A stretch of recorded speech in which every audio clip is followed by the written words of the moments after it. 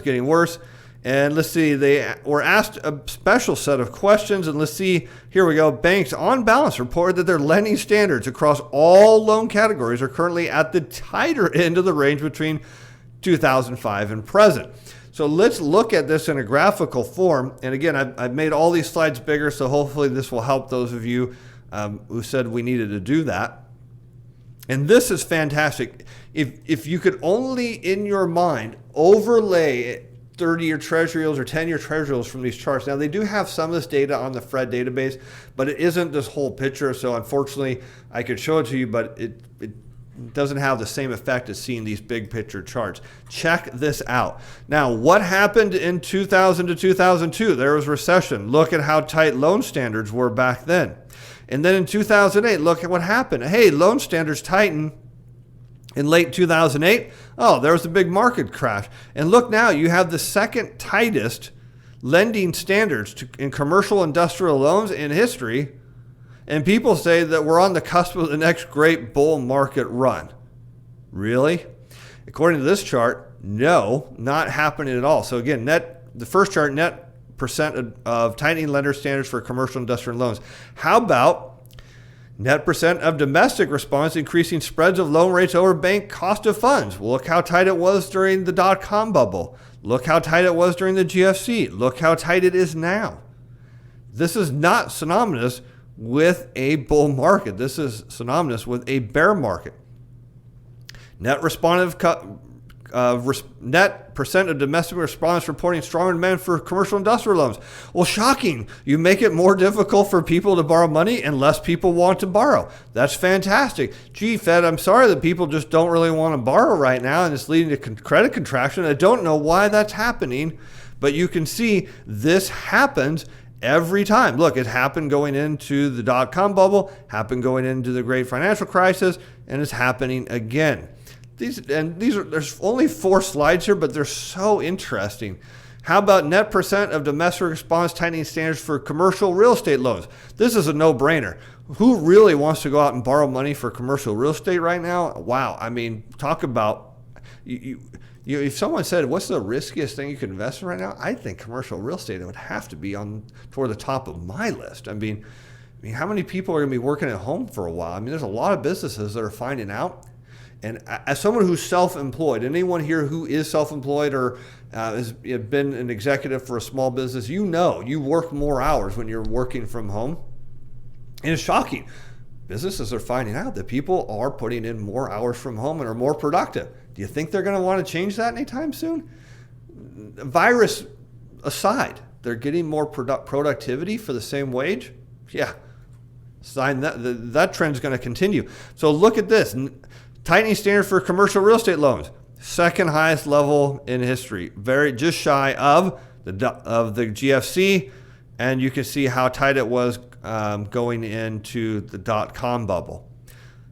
How about net percent of domestic response reporting stronger demand for commercial real estate loans? As you would expect, that most people right now are really not interested in borrowing. I mean, they probably are, but they realize they can't.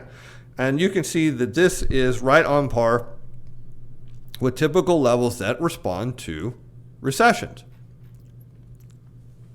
How about net percentage of domestic response tightening standards for residential mortgage loans?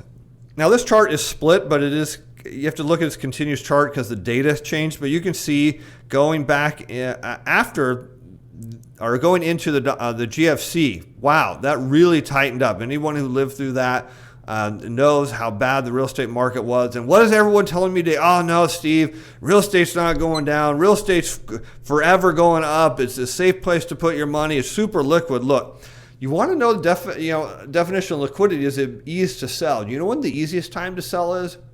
At the top. Think about it. So what do you see right here? Tightening standards. Wow, the second highest level since the GFC. And this is of last quarter. Do you think it's getting better or worse? Remember, everyone's like, oh, well, this is a look back. So no, it is a look back. Do you think it's getting better? No. What do you think is going to happen to all these people that have jobs in the mortgage industry and at banks? You think they're going to be keeping their job as conditions tighten and the number of loans drop? No, they're going to miss their quotas, and all this stuff's going to change, and they're going to be out of work. It's all going to be a replay of what happened before, and there's a reason why. It's because the large commercial banks what do they want?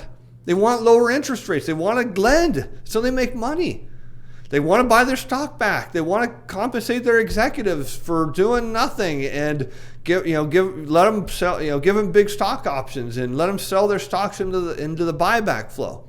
They're not happy, and so they're going to force the hand of the Fed. This is one of those three pillars that I look at. And when you say, man, Steve, I don't know if your thesis is going to play out. You look at these charts. You look at what the banks are doing, and then you look at where treasury yields are at, which we will, and you look at speculative positioning, and you look at the dollar, and you go like, holy smokes, this is about to go soon.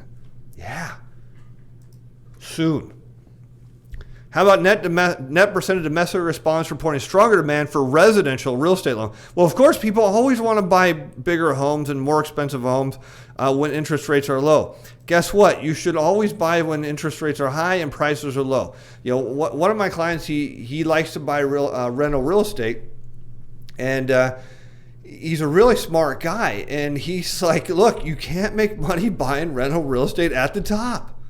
You got to buy it while it's low. You got to just stack up your cash and wait and wait and wait and wait and wait. And then when it's cheap, you just mop it up because you got to pay it off. And he says, if you want to be successful in the rental market, pay your loan off in 5 years. Not many people can do that. But there's always this demand because interest rates go down. What is that usually a signal initially? A peak. So here we see in this chart, look at going into the bubble. The dot-com bubble, demand for real estate was strong, and then it collapsed.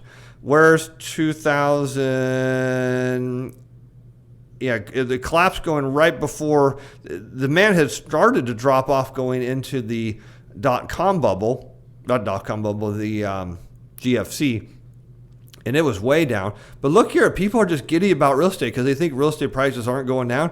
Look, real estate prices go down when you constrict credit and you keep people from buying. Just how it works. How about net percent of domestic response tightening lending standard for consumer loans? Off the charts. Look at that. Higher than it was during the GFC. People can't get credit. What does that mean? And if they can't pay their bills, default city. Net percent of domestic response reporting increased willingness to make consumer installment loans. Yeah, no. You want a loan? Forget that. Look at that. Second worst time since the GFC. How about net percent of domestic response reporting stronger demand for consumer loans? Look, consumers already know they can't get money. And those that have tried realize, that door is closed. If you can't borrow money in a debt-based economy and you can't see credit expand, you get a deflationary crash. And right now, nobody thinks that's coming. Well, okay, a few of us do. I mean, it is what it is. The smart money knows this is coming. Who is the smartest of the smart money? The large commercial banks, because they manipulate the rules. Look, Fed, you want to take our candy away? Fine. You want to send us to our room? Not going to happen. We're going to make you look like a chump, pal, and we know what you're going to do because he's already shown his cards. Powell is a terrible poker player. If you could play poker against a guy, you could clean him out. Because he already played his hand in March. He said, look, I will stop at no end. There's no limit to QE. And what does QE do to interest rates? Boom, takes them down. What do you think all these people cashing out their stock want to do? They want to buy it back at a cheaper level. Let's look at the next phase of this thesis. How is the bond market look? Treasury yields tell you everything. So here's the 30-year. And we'll look at TLT because it just gives us a little more granular picture. This is a topping pattern inside this massive topping pattern going back to 2012. If you can't see this, it's very obvious. This is what a topping pattern in technical analysis looks like. And it says that as you break through the topping pattern, people that were sellers here, because they were sellers, this is how yields go up, they become buyers. And they did. And now we're in another topping pattern inside of that kind of major structure. And you can see sellers right here between this 1.2 and 1.25% yield on the 30-year. And when this breaks down, This thing's headed low, low, low, low, low. I think it goes to zero. And all the banks have to do is keep tightening lending standards. If you don't think they're going to do that, they will. Let's look at TLT, because it's really telling us kind of the big picture story. This, if you think this is a charting pattern that tells you the bond prices are going lower, you need to get out your technical analysis books, because it's the complete opposite. This is clearly a bottoming pattern that says prices are going to go higher. If I took TLT off of this view and said, what does this chart look like? People say, oh, wow, it's a bottoming pattern. And if you come back to kind of where this started, back, say, in mid-April, you've got roughly about a 2.5 months. So technical analysis likes symmetrical patterns. So you got a roughly a 2.5 month pattern between right in here and here. So you have late April, late May. Actually, I meant to go, late May. Did I say 2.5 months? I'm off a little bit. Somewhere earlier, I had this figured out. But, when you do live and you don't edit, it does actually kind of make you look dumb sometimes. Anyways, we're pretty much toward the other end of this symmetrical pattern. Maybe I was looking at it from back here, telling us we're potentially within like less than 2 weeks of this thing breaking out. And if we zoom into TLT, what do we see here? We've seen this consolidation pattern between these two dotted purple lines, where in the center point is in this solid purple line. In technical analysis, it likes symmetrical patterns. So you see it's oscillating between here. And there's actually another line in here, and this is a range. So it's trading in this consolidation line, bing, bing, bing, bing, bing. And then it bounced out, and I thought, all right, maybe this is it. And it entered a new consolidation pattern. Why is it doing this? Because the smart money, the big players, haven't gotten every last little bit of bonds they can get out of the market, and they want it. And so I'm thinking, okay, maybe it breaks out, maybe it breaks out. Nope. The sellers jam it down into this lower consolidation zone. Then it pops back out of it. Now, where is this top zone? It's this dotted cayenne line. Dotted cayenne line is the middle one too. Right here, I'll change it so it's solid. So we have the dotted line on the top, and then the solid purple line. In your mind, put a dotted cayenne line right down here. So you have a consolidation zone and another one right on top of it. So what happened in overnight trading is they jammed it down into that lower consolidation zone. Sellers were able to do that. It bounced off the midpoint. And if we zoom in today's trading, you can see it oscillated right in between where these kind of two rivers, this confluence is swirling around. And then they finally got it kind of down to late trading. They shoved it down, and then it popped back up, and right at close, they jammed it down. Believe me, this is very close to breaking out. So we're looking at a consolidation zone and then one right above it. And what's above this top line? Nothing. Blue sky. So you can see, not only does the macro data tell us, hey, something really cool is going to happen. We have the senior loan officer survey tell us, yeah, the banks are not happy and they're going to keep tightening lending standards until they get what they want. The chart of the bond market saying, yep, that looks really clear that something interesting is going to happen. Where do we go from here? How about speculative positioning? So let's jump over to hedgeopia.com. Now on 10-year, we see that hedge funds are slightly long. Okay, they've got to be a lot longer than this before a bottom in yields is in. Look at the 30-year. They dropped their short positions down almost. I mean, we're very close to the shortest position they've ever been in history. So why does this matter? Because who do hedge funds usually get their treasury future shorts from? Securities dealers. Who are they owned by? Large commercial banks. Who CEOs and other people get out and say, man, it's a great time to short the bond market. They did this before. I mean, there's this point where I think it was Jamie Dimon. Someone pulled all the times he had said short the bond market. Meanwhile, his bank was buying bonds, and then when they peaked, and they made a killing on all these people that were short the market. So you're like, well, who's going to buy all these bonds? Well, for one reason is there's going to be speculators that are going to buy it. And they're telling you they're super short yields. They're pretty much all in. They got all their chips on the table as of last Tuesday. Very interesting. Oh, yeah, we're going to get to that chart in a moment. So we see speculative positioning is really deep here in the 30-year. And we know that 30 years don't bottom until specs are long. So they've got a long way up and a lot of bonds to buy to reverse that. That's fantastic. Then this is a chart I do not have access to, but it was conveniently posted today on Zero Hedge, thanks to Jeffrey Gunlock.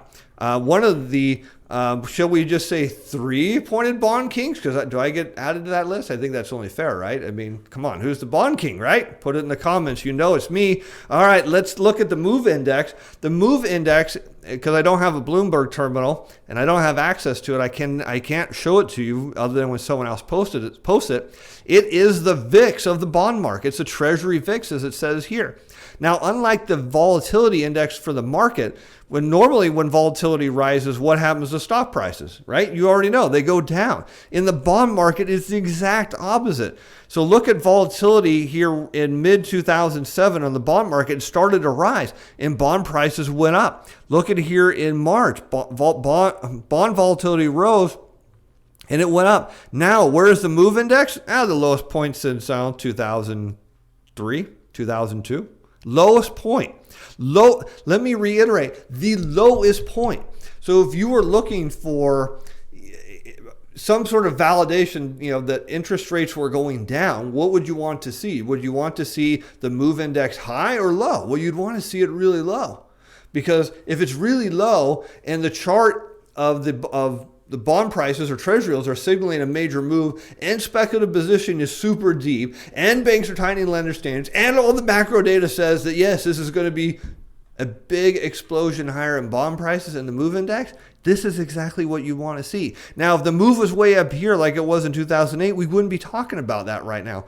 But you're looking at this telling you the risk in the bond market is super low and only likely to go higher. And when it goes higher again, it brings yields up. Now, I said that I was going to keep these videos short, but I got to look at two more things real quick. And because we had Monday off, we'll go just a little bit longer. It's the dollar. The dollar is a critical piece in this because when you understand the trifecta of tightening, right? What do you have? Banks tightening lender standards. Now, who's going to tell them to loosen them? You think the Fed's can come in and like, hey, here's Chair Powell on the phone, and I think your lending standards are a little too tight over their big banks, and I want you to ease them. And then what are they going to do? Sorry, Fed Chair Powell, we don't listen to you. Why not? What they're going to demand from him? Give me some QE, and we want you to go in and loosen all the regulations and whatnot, and then we'll think about lending. So the banks, boom, big piece of the tightening of what's going on with lending standards. Number two, how do you further tighten financial conditions? So one is you keep people from borrowing. Number two, you drop interest rates, because we know in a debt-based economy, low interest rates lead to tight financial conditions. So you got to drive rates down and really just tighten this thing up so bad that no one will lend. And I know people in the banking industry say that can't happen. Oh, it's going to happen soon. What is the third way you tighten things, where you make literally the Fed squeal uncle, right? You got their arm twisted so far back, the Fed Chair Powell's like, okay, I give up, I'll do anything. You drive the dollar up, and everyone's mispositioned on the dollar. They think the dollar's going to zero, but look what happened. You've got, let's zoom into this 10-day chart, a double bottom on the dollar, and there you can see it potentially. I'm not saying this is it, but it is a good sign potentially for the dollar, a double bottom. And you say, well, it broke through your trend range there. Yeah, it did. But it's dropped below here before and found support. So I added this dotted purple line, and you can see it's found support right in here before. But a potential double bottom here, now that's pretty interesting, because if this is the bottom of the dollar and you've got everyone that's massively short the dollar, look at speculative positioning on the dollar. Well, let's look at the euro, right? Because everyone's crazy bullish about the euro. You have nearly the longest nearly the largest long position in history of the euro, matched by, where's the dollar in the speculative positioning here? One of the shortest positions in the dollar. I don't know if it's not the shortest, but it's very short. Everybody's betting against the dollar. You get the dollar to rise, guess what happens? You get three versions of tightening simultaneously. The Fed calls uncle. They slam the QE gas pedal all the way to the floor. Everyone that's bought bonds, i.e. the banks, now offload those into smart money, that is what it is. Offload those bonds at super low interest rates, really high values, make their money off the Fed, say thank you very much, and then they turn around and buy risk assets cheap because that's how it played out in the GFC. So what do you think about today's episode?